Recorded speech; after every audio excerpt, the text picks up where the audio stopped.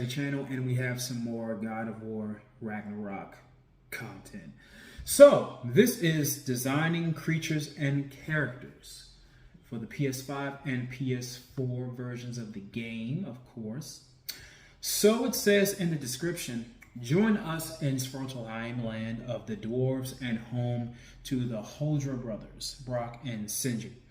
Episode 3 of the God of War Ragnarok Behind the Scenes series will be diving into how the team at Santa Monica Studio creates characters and creatures that bring our Norse realms to life. God of War Ragnarok is coming to PS4 and PS5 on November 9th. I found out more. Yeah, they have a link there that you can find out more information. But anywho, let's take a look at this, man. Designing creatures and characters.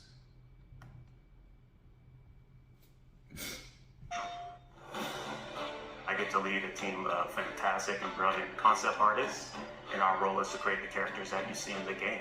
That's everything from the main hero cast you see to the creatures, the gods, and monsters that you come across. The hope is that we get something that feels unique and stands up to the history and legacy of what the God of War franchise has always done. I feel like from the first games, that was a similar approach that they were doing, and that's not always easy.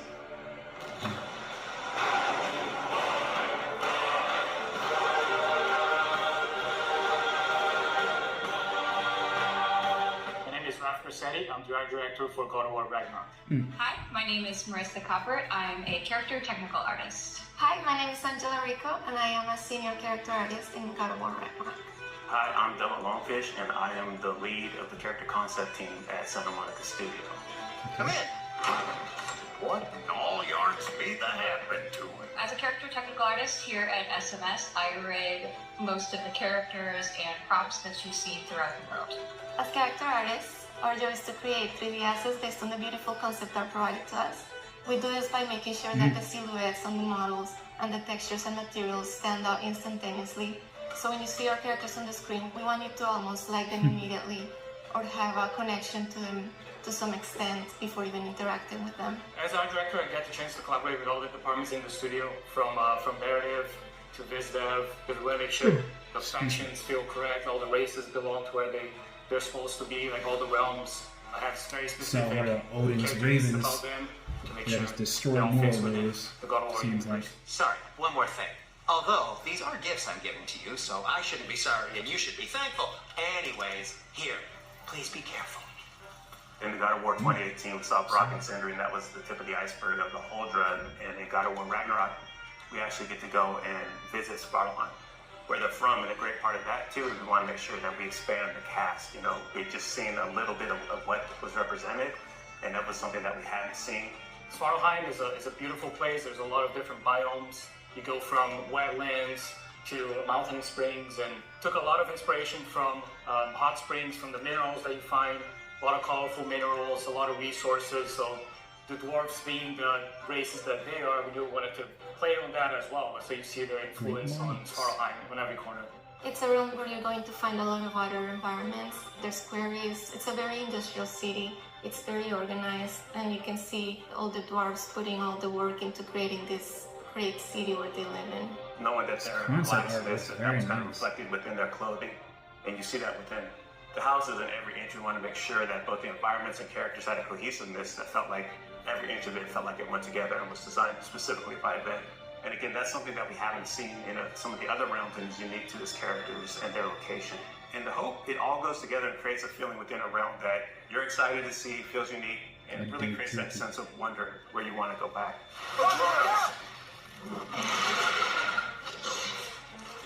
When designing a character to match the geography around it, first it's definitely dictated by the biz dev team and the narrative team and the story team. They make sure the character is designed for features that fit in with what they need. When designing the grims, we took a lot of inspiration from the environment. So we took a lot of inspiration from lizards, creatures that kind of belong to that environment. They have those big claws, they're small critters to the big ones, and really building up that race, making sure they kind of belong and that realm felt lived in, and that ecosystem felt like very diverse. Making sure that it feels natural and believable is a big part that goes into the design elements. So our artist Stephen Oakley put a lot from the environment concepts that Luke Berliner and his team were doing, and put a lot of those into actually the skin texture even the bulk and volumes that you see in the characters. So it really does feel like not only do they belong in there, but you're able to see them and they stand out for the combat experiences with the character. Sure, that's one of the Character design is all about mini storytelling. bosses in like the In first example couple of hours in the Darling, game that you're gonna his fight against. design was really tailored to convey his own personality. He's a bookkeeper from Svartalfheim, and because his job demands, he's very organized, he's very rigid, and he's a very play by the rules kind of guy. But then in contrast, you have his friend. So when you see Darling connect with his pet, we see that he's not all just this rigid librarian guy, but that he's got a softer side to him. I do believe that we're all storytellers, no matter what we do, even in the tech side of things. I mean, we work to make these characters that then tell a story, and we can also kind of put those features and traits on our rigs. The prophecies say Fimbulwinter leads to Ragnarok. War is coming. Svartalfheim and dwarves, working with different races from different realms, so definitely seeing Ragnarok and the impact of that into the realm, it puts them into this position that's very interesting to see which side they take and think that they're building. So as you go through the level, you find out a lot more about this race and the political situation that is happening while Ragnarok and Fimbulwinter is taking place. Hey, dwarf! Oh. They're, running away. One thing that our hope is with the cast of characters within every realm is not that it's just enemies there to kill you. We want to feel believable and that there's a wide world out there, but we want to kind of plant these seeds within any cast of the realm that there's more outside of what you're playing. We want the fans to feel like they can go back and really visit those areas and want to go explore. If the geysers and smell here are worse because of Fimbulwinter, maybe the earthquakes are too? Aye. Going into Svartalfheim, I'm really excited for players to experience all the new races that live in that realm. How they play very different from anything we had before. There's wildlife, it's something that kind of goes unnoticed, but we took a lot of effort to make the realm feel believable. So there's a lot in Svartalfheim, a lot to explore. I'm really excited for Svartalfheim. It is a gorgeous realm. After looking through some of the cinematics and playing some of the cinematics and playing through some of the puzzles, I'm so excited how water plays such a big feature in that realm, and that is so cool. I'm most excited for fans to finally get to see how the dwarves live. Broken City were fan favorites in the last game, so I think that all the work that we've put into Svartalfheim is going to make all the other dwarves shine just as bright as the brothers did. The best part I have is turning on the YouTube and seeing all these call-outs and all the attention to detail that the fans pick up on. That's one thing that we keep in mind when we're designing characters, to make sure we do right by the fans. And knowing that all the work we put in will be seen and appreciated, that's not always the case, but our fans just give every little nook and cranny on that. And we love that, and we packed a lot of that in for this new cast, and we hope you guys get the same feeling with God of War Ragnarok.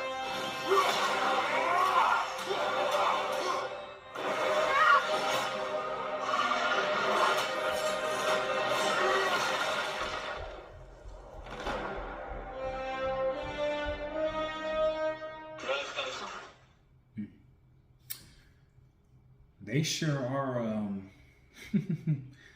plugging in those past scenes from like different trailers and stuff. And I get it, they don't want to ruin, or not ruin, but mainly spoil everything in a lot of scenes and gameplay for the game.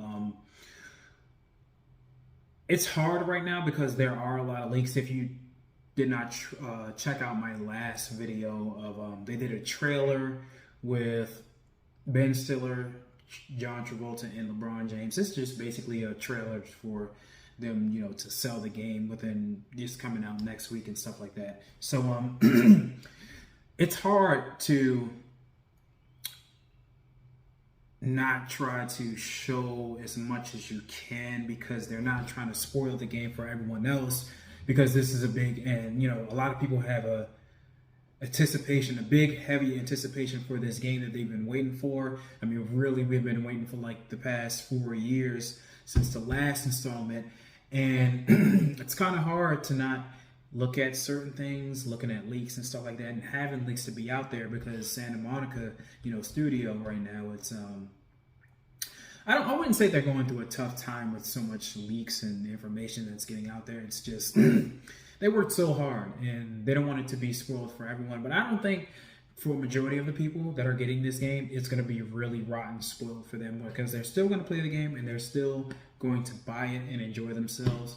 I myself will be, well, I am keeping myself away from like leaks and spoilers and things to look at of that nature. And for a whole another week, it's really not going to be hard, because I can step away from the internet and not look at much as far as like videos and photos and stuff like that. But it's really cool to see the concept art and the designing of the characters that they have. I'm really looking forward to the interactions with different dwarves and maybe some human elements in there as well. It's just nice to see that if you go to certain places, you will see other humans in, you know, whatever realm that you're in, or wherever part of the world of God of War Ragnarok that you're going to be in, and the different types of human, you know, interaction that you may have. And it's going to be nice to see that. It's nice to see some, you know, wildlife. If you're seeing like, you're seeing a rooster, and maybe you'll see some other different types of animals instead of just beasts and enemies that you're going up against. It's nice to see dwarves interacting with each other. You know, we have Brock and Sindri and Durlin and then other dwarves, and see how they go on about their everyday life, you know, mining for things, you know, doing the things as far as being weaponsmiths and living their every natural day life. And I can't wait for everything else to unfold, especially the story, more of Atreus and Kratos unveiling their relationship between each other, because, you know, Fimbulwinter is about, you know, it's been like 3 to 4 years, you know, for, you know, Ragnarok to happen at this point, and Atreus is trying to find himself, as well as Kratos is following along the way, trying to have a bit more of a father-son relationship than what we had in the past game, which was excellent. But now that Atreus is older and he wants to be independent and venture on his own, it's very interesting. It's going to be very interesting to see what the relationship is between those two gentlemen will be at this particular point. And, you know, like I said, Atreus is trying to find himself and look within himself who he is as Loki, and he's going to try to find some answers and see what Brock and Sindri has been up to since then. We know that Thor is coming for both Atreus and Kratos, as well as Freya. She's very pissed, especially what we did to her son Balder, but had to happen. Odin, we're gonna see, especially the whole entire Asgard. I cannot. I think that's the most important thing that I can't wait to see is Asgard, as well as the fight with Thor. Knowing that we having more diversity and variety of enemies since its last predecessor, and a lot of people were complaining and saying that, you know, the last game didn't have much variety of different enemies types to defeat or go up against. And I love how the team of Santa Monica with Eric Williams and everyone else, whoever's a part of the team, they went back and they listened to the fans like, hey, these are what we're basically missing in this game. So we're listening to the fans. We're going to give exactly what you want, and we're going to give you a photo mode, even though that's coming out, you know, later, maybe in like the next couple of weeks or maybe next month within the game's release. So many other things to look forward to, so many other things to unpack, and I will be playing it on my channel. If you want to go check out my channel right now, I do have some other God of War gameplays. I have 1 and also part, you know, God of War 2, some of them on there. I will be doing Ascension and God of War 3 and God of War. Hopefully I'll have my DSLR camera soon enough so I can record myself playing it, or if not, you can just check out the gameplay without commentary and without me having my face on there. But eventually I will play it again, and, you know, I will be on camera.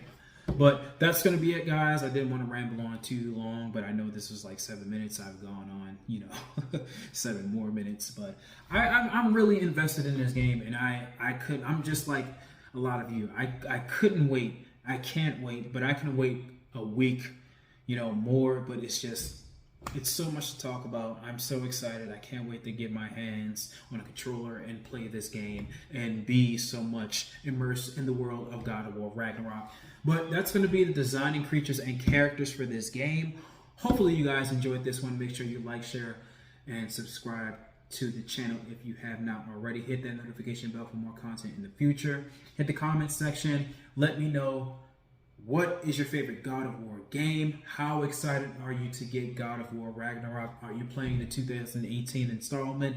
Are you playing the other games that came before it? You know, Kratos and the Greek mythology of things, you know. And let me know what else, your excitement level. What are you looking forward to in God of War Ragnarok? But that's going to be it. I'm going to talk to you guys later. Peace.